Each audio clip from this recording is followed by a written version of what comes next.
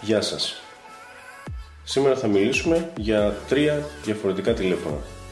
Είναι το Redmi 3S, το Redmi 4 και το Redmi 4 Prime.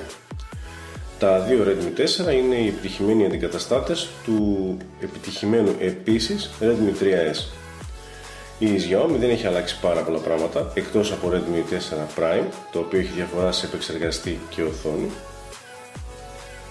Έχει κάνει μια πάρα πολύ καλή δουλειά και στα τρία τηλέφωνα. Τα Redmi 4 διαφέρουν κυρίως στο design, ακολουθούν αυτό του Redmi 4 Note, ενώ το Redmi 3S αποτελεί ακόμα ένα πάρα πολύ καλό κινητό. Ας ξεκινήσουμε με το Redmi 3S, ένα μοντέλο που κυκλοφορεί αρκετό καιρό στην αγορά. Πετυχημένο, αξιόπιστο, ελαφρύ, μικρό, με πάρα πολύ καλή ποιότητα κατασκευής, έχει πετύχει ένα πολύ μεγάλο αριθμό πωλήσεων. Κύριο πλεονέκτημά του έναντι το Redmi 4 είναι φυσικά το λογισμικό του, το οποίο για εμάς, για την Ελλάδα, περιλαμβάνει ελληνικά. Είναι πολύ καλό κατασκευασμένο. Ας έρθουμε όμως στα δύο καινούργια Redmi 4. Όπως είπαμε πριν, η Xiaomi δεν έχει αλλάξει πάρα πολλά πράγματα. Παρά στο Redmi 4 Prime έχει βάλει ταχύτερο επεξεργαστή, περισσότερη μνήμη RAM και αποθηκευτικό χώρο. Αν και στο Redmi 3S Prime μπορούμε να βρούμε και εκεί 3 GB RAM. Εδώ βλέπουμε το Redmi 4. Όπως θα δείτε, σχεδιαστικά έχει αλλάξει. Ακολουθεί τις γραμμές του Redmi Note 4. Είναι πιο στιβαρό στο κράτημά του στο χέρι. Δεν θυμίζει δηλαδή το πλαστικό του Redmi 3S.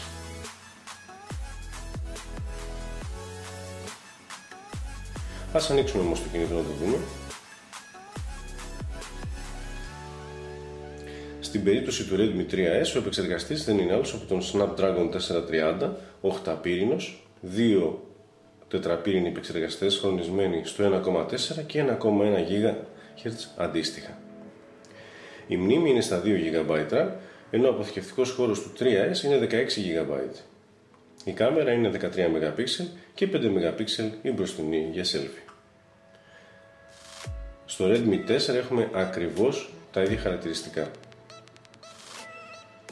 Ίδια ανάλυση οθόνης δηλαδή, ίδια ποιότητα κάμερας, ίδια ποιότητα εμπρόστιας κάμερας. Το μόνο που αλλάζει στην περίπτωση αυτή είναι το design. Για κάποιους ίσως πιο όμορφο, για κάποιους όχι. Πάντως σε κάθε περίπτωση το κινητό είναι πιο καλοκατασκευασμένο. Μοναδικό μειονέκτημα του Redmi 4 είναι ότι ακόμη το λογισμικό του είναι κινέζικο. Αυτό μπορούμε να το δούμε στα settings, πηγαίνοντας στο About Phone. Όπως θα δείτε, η έκδοση του MIUI που έχει είναι η 8.02 και είναι η κινέζικη. Παρ' όλα αυτά έρχεται από τα κινέζικα καταστήματα με προεγκατεστημένο το Play Store. Δεν έχει όμως γλώσσες άλλες πέραν από αγγλικά και κινέζικα. Υπάρχουν περιπτώσεις που τα κινητά θα σας έρθουν με custom ROM, με κάποιες πειραγμένες δηλαδή εκδόσεις λογισμικού που περιλαμβάνουν μέσα πάρα πολλές γλώσσες. Αυτές οι εκδόσεις δεν μπορούν να κάνουν αναβάθμιση αυτόματα μόνες τους, καθώς επίσης και δεν μπορούν να ξεκλειδώσουν τα κινητά. Θα πρέπει δηλαδή αργότερα, όταν η Xiaomi εκδώσει global version λογισμικού, να εγκαταστήσετε την νέα έκδοση για να μπορέσετε μετά να πέρασετε την ελληνική έκδοση MIUI. Αυτό όσον αφορά το Redmi 4. Ας περάσουμε στο Redmi 4 Prime.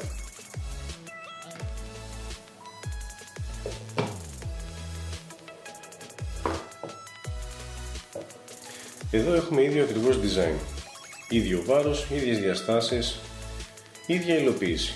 Εκείνο που διαφέρει είναι ο επεξεργαστής.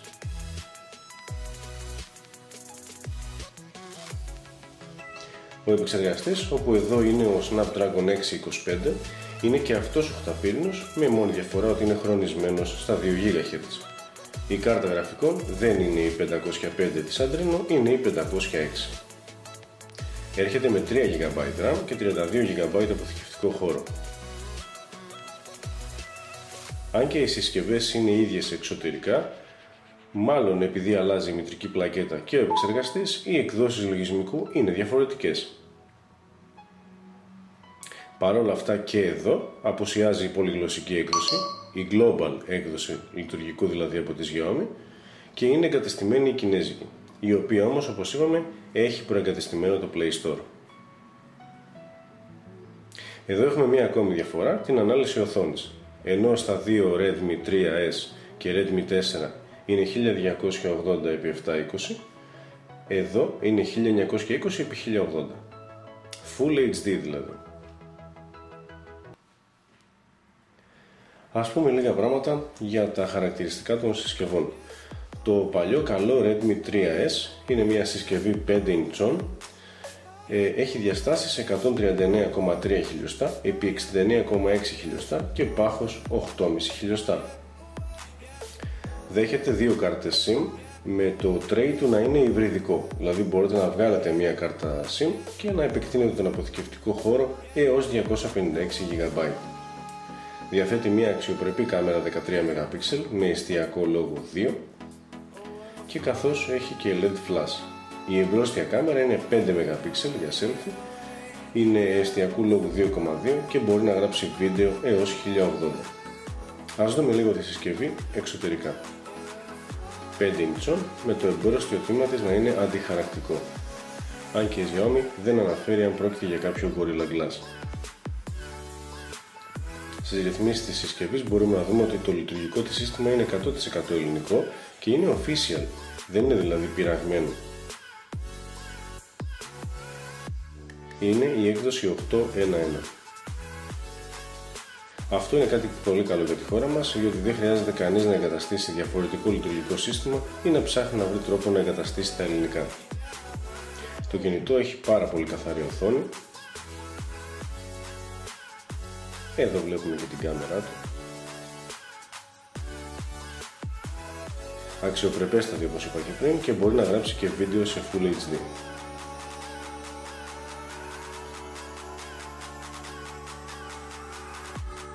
Ας δούμε λίγα πράγματα επιμένω για τον επεξεργαστή του.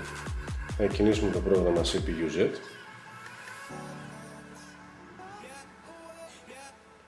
Όπως είπα και στην αρχή, είναι ο Snapdragon 430.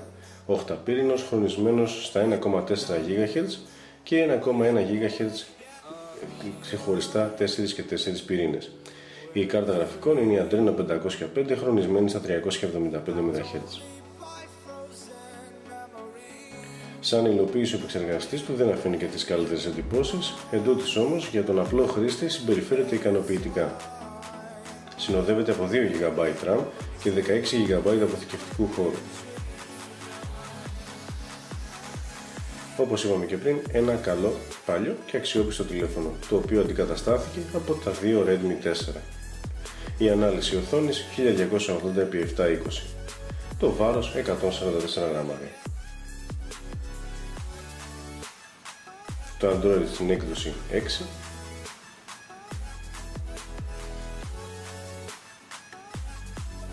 Όλοι οι απαραίτητοι αισθητήρες για να μπορεί να δουλέψει ο χρήστης, να κάνει δηλαδή πράγματα με το κινητό του.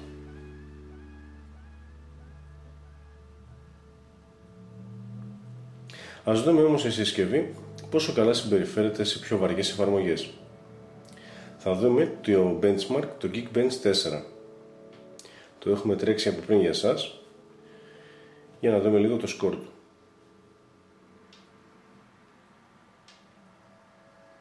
Έχουμε λοιπόν ένα σκορ 645, single core, του μονού πυρήνα δηλαδή.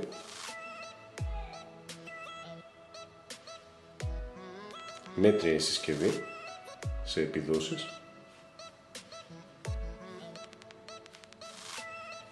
Και multi-core έχουμε 2039. Επίσης μια μέτρια συσκευή. Εξάλλου μην ξεχνάει κανείς ότι σε αυτά τα χρήματα, στα 130-140 δολάρια, το κινητό είναι πάρα πολύ καλό. Ας δούμε λίγο όμως τι διαφορές μπορεί να έχει από το επερχόμενο Redmi 4.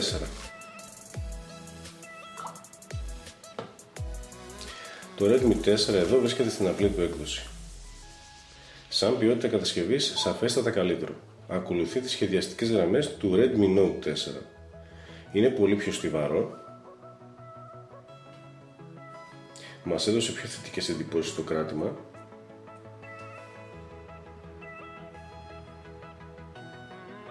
Η κάμερα του, η οποία είναι πανομοιότυπη με του Redmi 3S, εξίσου αξιοπρεπής και σε ποιότητα βίντεο και σε ποιότητα φωτογράφησης.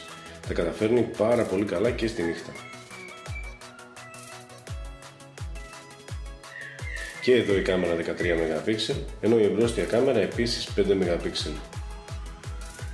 Η οθόνη 5 ιντσών, ευανάγνωστη, με το εμπρόστιο κρίσταλο να είναι και αυτό αντιχαρακτικό, χωρίς να αναφέρει και εδώ η Xiaomi αν πρόκειται για κάποιο Gorilla Glass.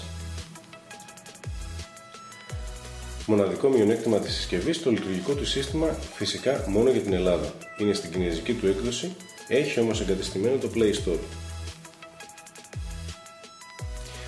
Ο επεξεργαστής και εδώ είναι ο Snapdragon 430.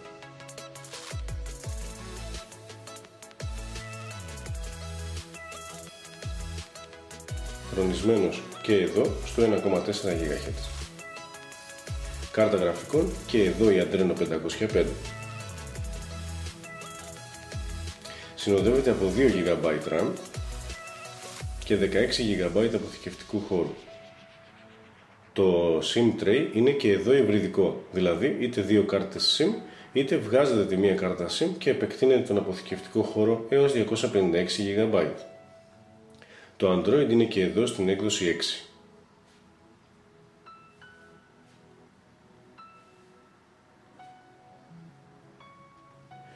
Και εδώ όλοι οι απαραίτητοι αισθητήρες της συσκευής για να μπορεί ο χρήστης να κάνει ό,τι καθημερινό θέλει. Κατά πόσο η συσκευή θα βγει τόσο αξιόπιστη όσο το Redmi 3S δεν το γνωρίζει κανείς. Πάντως, σαν πρώτο κράτημα, είναι φανταστική. Το πίσω μέρος της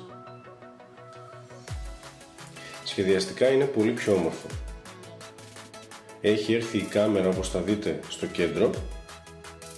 Από κάτω ακριβώς βρίσκεται ο αισθητήρας δακτυλικών αποτυπωμάτων, ενώ στο πλάι έχει μετακομίσει το αρχιτεκτονικό LED flash. Η συσκευή δίνει πάντως έναν αέρα πολυτέλειας.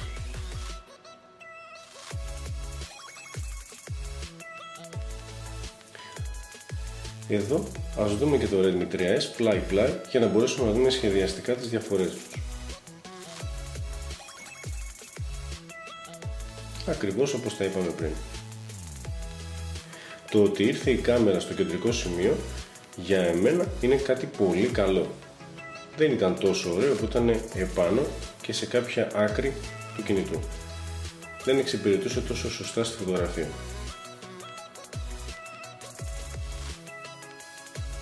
Επίσης το Redmi 3S θυμίζει λίγο πλαστικό στο κράτημα στο χέρι. Κάτι δηλαδή πιο φτηνό σαν υλοποίηση. Εάν η Xiaomi στο Redmi 4 και Redmi 4 Prime δώσει global λειτουργικά συστήματα, τότε συζητάμε για πολύ επιτυχημένους αντικαταστάτες. Ας δούμε λίγο όμως τώρα το Redmi 4 Prime.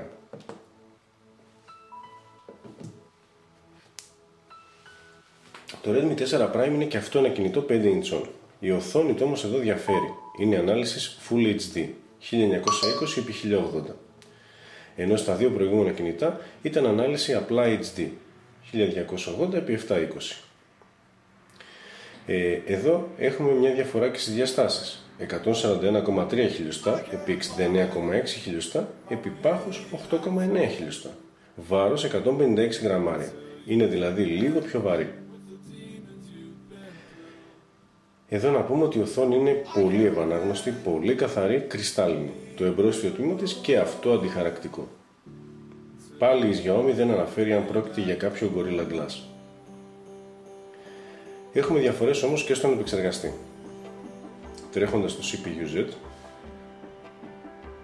βλέποντας ότι ο επεξεργαστής εδώ είναι ο Snapdragon 625, χρονισμένος στα 2 GHz αυτή τη φορά.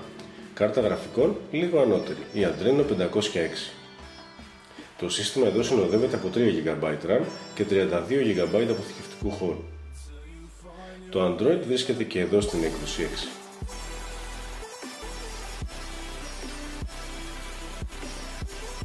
Επίσης το κινητό διαθέτει όλους τους απαραίτητους αισθητήρες για την καθημερινή του χρήση. Αφήνει την ίδια καλή εντύπωση με το Redmi 4 Το κινητό αφήνει την ίδια καλή εντύπωση στο κράτημα και στην ποιότητα κατασκευής όπως και το Redmi 4. Εξάλλου σαν συσκευές δεν διαφέρουν. Το Redmi 4 Prime έχει απλώς καλύτερα χαρακτηριστικά για τον πιο απαιτητικό χρήστη. Ας δούμε λίγο το πίσω μέρος της συσκευής. Ίδιο ακριβώς με το Redmi 4, με τη μόνη διαφορά ότι εδώ έχουμε διτονικό flash, το οποίο μάλιστα έχει μετακομίσει στην άλλη πλευρά της συσκευής. Κάτω ακριβώς από την κάμερα βρίσκεται και εδώ ο αισθητήρας δακτυλικών αποτυπωμάτων. Για να έχουμε αυτή τη διαφοροποίηση στο LED flash σημαίνει ότι χρησιμοποιεί μια εντελώς διαφορετική μητρική πλακέτα. Γι' αυτό λοιπόν και το λειτουργικό του σύστημα είναι διαφορετικό από ότι το Redmi 4. Επίσης όμως βρίσκεται και αυτό στην κινεζική του έκδοση και δεν υπάρχει έκδοση Global. Δηλαδή αν το παραγγείλετε με official έκδοση λειτουργικού θα σας έρθει με αγγλικά και κινεζικά. Υποστηρίζει όμως Play Store.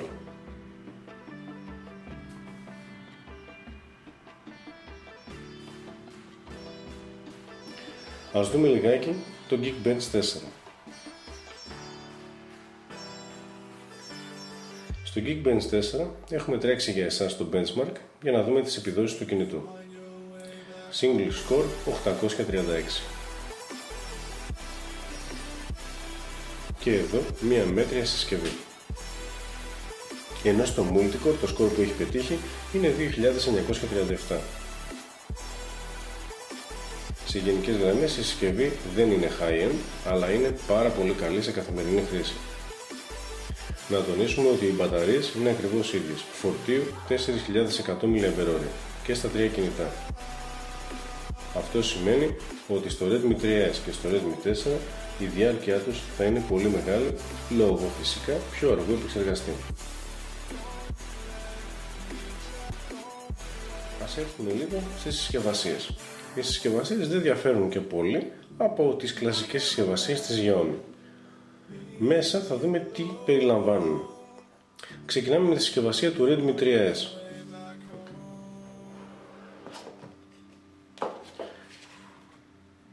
Απλά πραγματάκια. Ένα καλώδιο USB για επικοινωνία του υπολογιστή με το κινητό και για τη φόρτιση του κινητού. Και ένας φορτιστής USB. Φυσικά αμερικάνικου τύπου, γι' αυτό μαζί παραλαμβάνεται και αντάπτορα για ευρωπαϊκή μπρίζα. Επίσης, μέσα στο κλασικό φακελάκι θα βρείτε και το πινάκι, το οποίο αφαιρεί το tray του κινητού για να μπορέσετε να βάλετε κάρτες SIM ή κάρτα μνήμης. Όχι δηλαδή κάτι το ιδιαίτερο σαν συσκευασία. Οι συσκευασίες στο Redmi 4 είναι και αυτές ακριβώς ίδιες, γι' αυτό θα ανοίξουμε μόνο μία.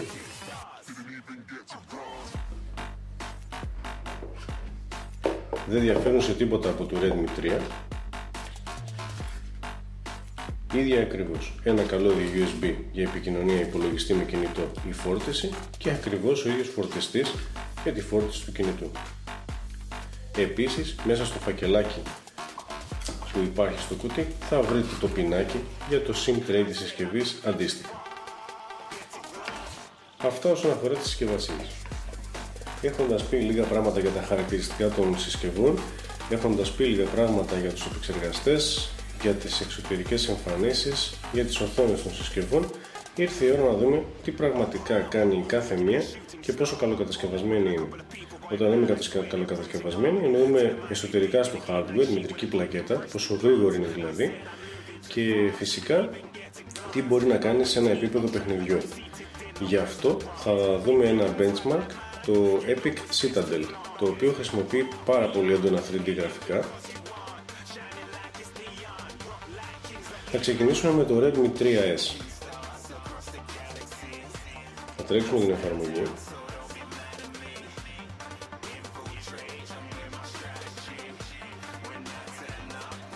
Να πούμε ότι το Epic Citadel χρησιμοποιεί τη μηχανή γραφικών του Unreal.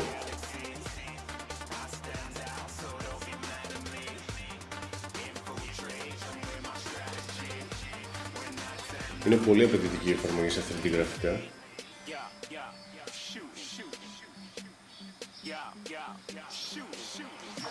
Το Redmi 3S τα καταφέρνει πολύ καλά. Δεν χάνει καρέ. όπως βλέπετε η κίνηση στο παιχνίδι. Ας δούμε όμως λίγο τις ρυθμίσεις που πρέπει να κάνουμε, το performance settings. Θα ζητήσουμε από το κινητό να τρέξει το benchmark σε ultra high quality και το rendering resolution να είναι full, δηλαδή πλήρη ανάλυση οθόνης. Ας δούμε λίγο πώς συμπεριφέρεται σε κατάσταση παιχνιδιού, θα το χειριστούμε δηλαδή σαν να παίζαμε ένα παιχνίδι.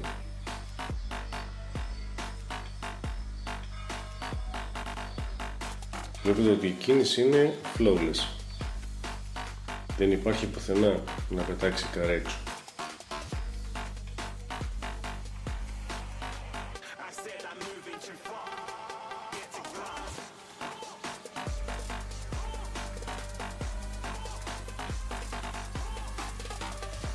Ο ήχος είναι καθαρός, διαυγής. Βέβαια το 3S έχει το μεγάφωνο στο πίσω μέρος της συσκευής, στην πλάτη.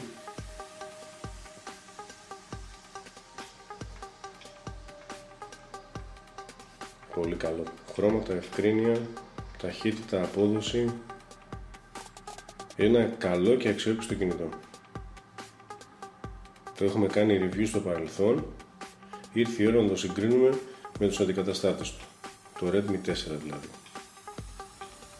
Παρ' όλα αυτά, για όσους θέλουν μια συσκευή κοντά στα $125, παραμένει μια πολύ καλή και αξιόπιστη επιλογή. Κύριο ατούτου ότι έχει λειτουργικό σύστημα το οποίο υποστηρίζει την ελληνική γλώσσα και το Play Store σε global έκδοση, όχι κινέζικη.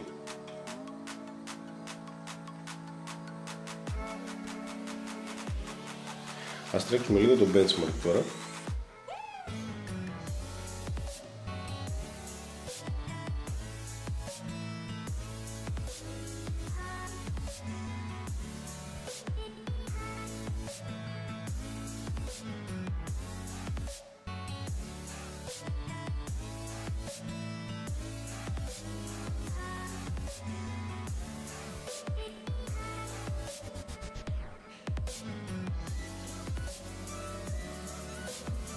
Η μηχανή γραφικών του Unreal είναι φανταστική.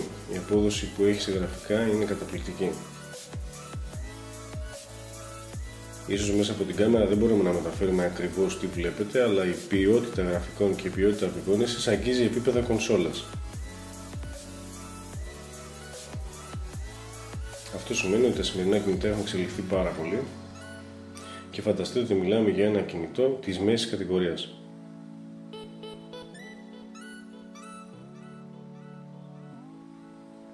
Θα κάνει κάποια ώρα να τελειώσει το benchmark. Βλέπουμε ότι τα frames per second κινούνται μόνιμα στο 60.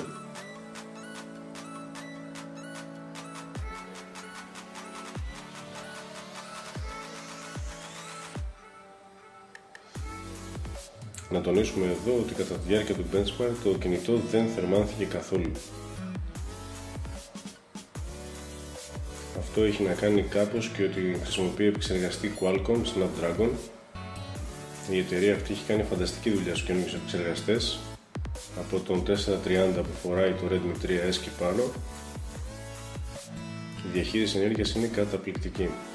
Βλέπουμε ότι μας απέδωσε ένα average FPS 57,3 με ανάλυση οθόνης 1280x720 σε performance level ultra high quality. Αυτά για το Redmi 3S, το οποίο σιγά σιγά θα εγκαταλείψει την αγορά και θα δώσει τη σκητάλη στα Redmi 4. Επόμενο στη σειρά για το benchmark, το Epic Citadel, είναι το Redmi 4. Το απλό Redmi 4, αυτό που έχει ίδια ακριβώς τεχνικά χαρακτηριστικά με το Redmi 3S. Ίδιο επεξεργαστή, ίδια RAM, ίδια κάρτα γραφικών, ίδια ανάλυση οθόνης. Απλά η συσκευή έχει αλλάξει σχεδιαστικά και έχει αλλάξει φυσικά και η μετρική της πλάκετα. Και εδώ η ποιότητα απεικόνησης είναι φανταστική. Να πούμε ότι η Xiaomi εδώ έχει κάνει λίγο καλύτερη δουλειά στην οθόνη.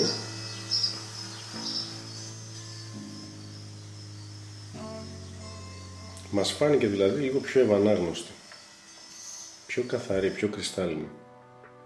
Ας δούμε και εδώ λίγο τα settings που κάναμε και προηγουμένως. Ultra high quality θέλουμε και rendering resolution, πλήρη ανάλυση οθόνης. Ας παίξουμε λίγο σαν να ήταν παιχνίδι το Epic Citadel. Να πούμε ότι το Epic Citadel δεν είναι παιχνίδι ξανά, είναι ένα benchmark. Χρησιμοποιεί τη μηχανή γραφικών του Unreal. Μια μηχανή γραφικών η οποία, όπως βλέπετε, είναι αρκετά απαιτητική από ένα κινητό τηλέφωνο. Γραφικά σε επίπεδα κονσόλας.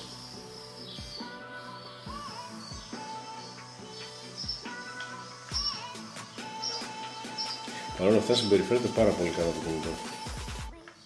Επίσης δεν είχαμε καμία ένδειξη θερμοκρασίας στον επεξεργαστή του, που σημαίνει ότι η διαχείριση ενέργειας ακόμα και σε επίπεδα παιχνιδιού είναι πάρα πολύ καλή.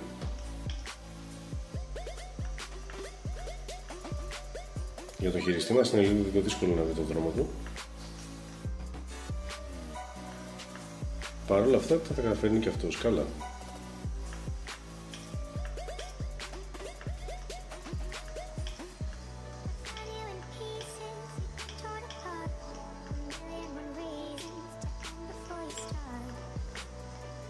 Το Redmi 4 λοιπόν είναι ο πρώτος αντικαταστάτης του Redmi 3S. Ίδια ακριβώς χαρακτηριστικά, μοναδικό μειονέκτημα του κινητού αυτή τη στιγμή, δεν υπάρχει Global Official έκδοση. Κάτι που σημαίνει ότι αν το παραγγείλετε με official λειτουργικό θα το παραλάβετε με το κινέζικο.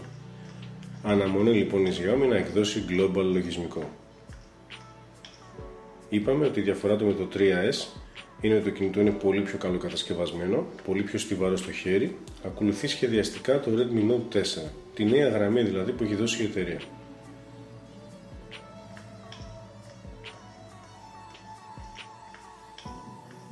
Ας τρέξουμε λίγο το benchmark να δούμε εδώ τι ακριβώς θα μας δώσει. Και εδώ ο ήχος φανταστικός. Το ηχείο βρίσκεται στο κάτω μέρος της συσκευής, στα δύο Redmi 4, έχει αλλάξει και αυτό θέση.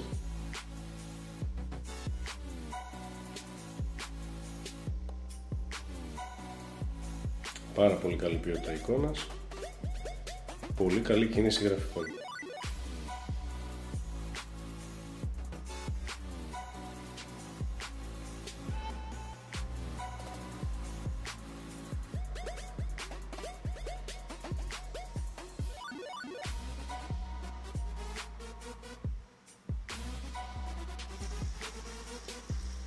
Το Redmi 4 βρίσκεται περίπου στην ίδια τιμή με το Redmi 3S στα καταστήματα.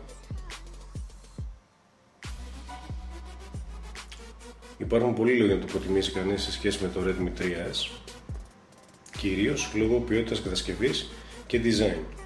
Βέβαια, μειονέκτημα η έκδοση λειτουργικού.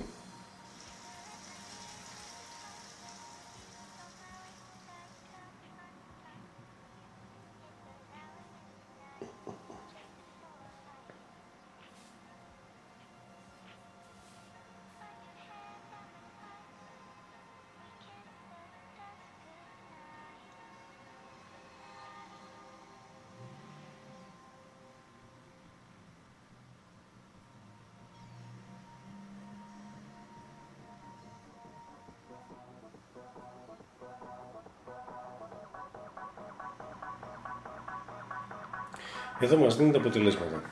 Frames per second 57,2, ανάλυση οθόνης 1280x720, performance level ultra high quality, ό,τι του ζητήσαμε. Επιδόσεις ακριβώς ίδιες με το Redmi 3S. Είπαμε και προηγουμένως ότι τα κινητά σε χαρακτηριστικά δεν διαφέρουν σε τίποτα, παρά μόνο σχεδιαστικά.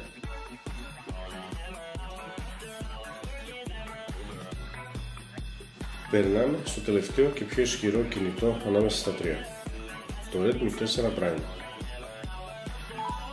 Θα τρέξουμε και εδώ το Epic Citadel.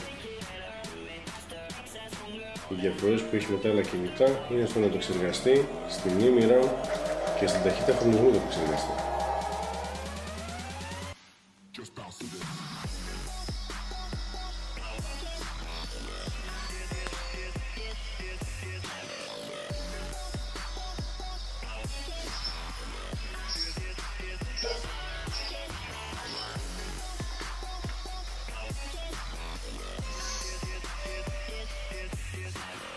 Ας κάνουμε και εδώ τις απαραίτητες ρυθμίσεις. Στο performance settings θέλουμε ultra high quality, ενώ στο rendering θέλουμε πλήρη ανάλυση οθόνης.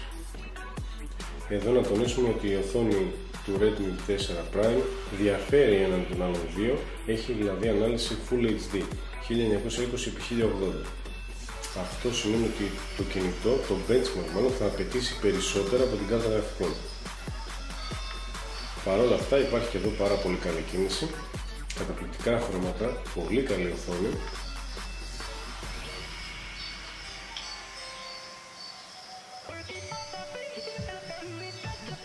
Και εδώ ο ήχος πάρα πολύ καθαρός και κρυστάλλινος.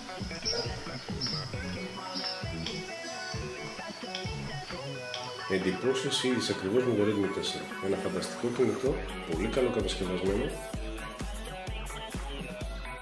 με μόνο μειονέκτημα την έκδοση λειτουργικού. Σε σχέση με το απλό Redmi 4, το κινητό διαφέρει. Άλλη motherboard, άλλος επεξεργαστής, άλλη υλοποίηση τελείως διαφορετική. Γι' αυτό και τα δύο λειτουργικά διαφέρουν μεταξύ τους. Η Xiaomi τα έχει ξεχωρίσει. Κάτι που στο Redmi 3S δεν συνέβαινε.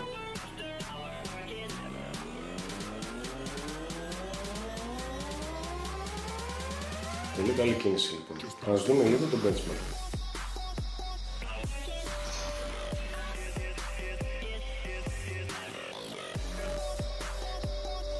Εδώ συζητάμε για ένα κινητό μέσης κατηγορίας και αυτό, μέσο κόστος $180. Θα ικανοποιήσει όμως και τον πιο αποδοτικό χρήστη. Μην ξεχνάμε ότι οι επεξεργαστές όπως η Snapdragon 625 με 3 GB μόνης RAM συναντάμε σε υλοποιήσεις με 5,5 inches και φυσικά σε ανώτερη κατηγορία κινητών.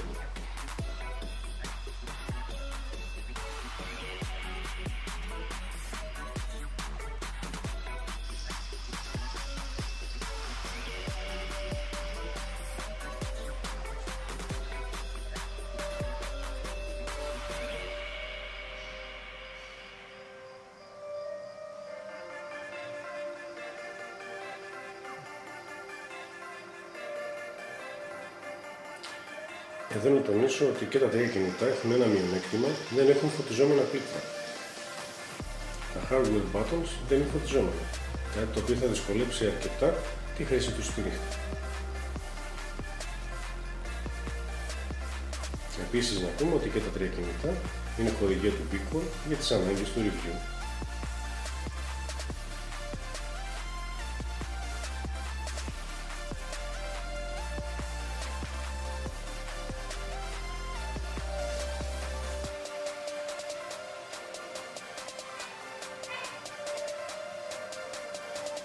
Ας δούμε εδώ τα αποτελέσματα που μας δίνει. Τα frames per second είναι 47,7. Το performance level είναι επίσης στο ultra high quality, με μόνη διαφορά όπως είπα προηγουμένως. Η ανάλυση οθόνης εδώ είναι αρκετά μεγαλύτερη από τα δύο προηγούμενα κινητά, σχεδόν 50% μεγαλύτερη. Γι' αυτό λοιπόν η κάρτα γραφικών πιέζεται περισσότερο για να αποδώσει. Λογικό η πτώση frames per second που έχουμε. Παρ' όλα αυτά τα καταφέρνει πάρα πολύ καλά. Τα συμπεράσματα δικά σας.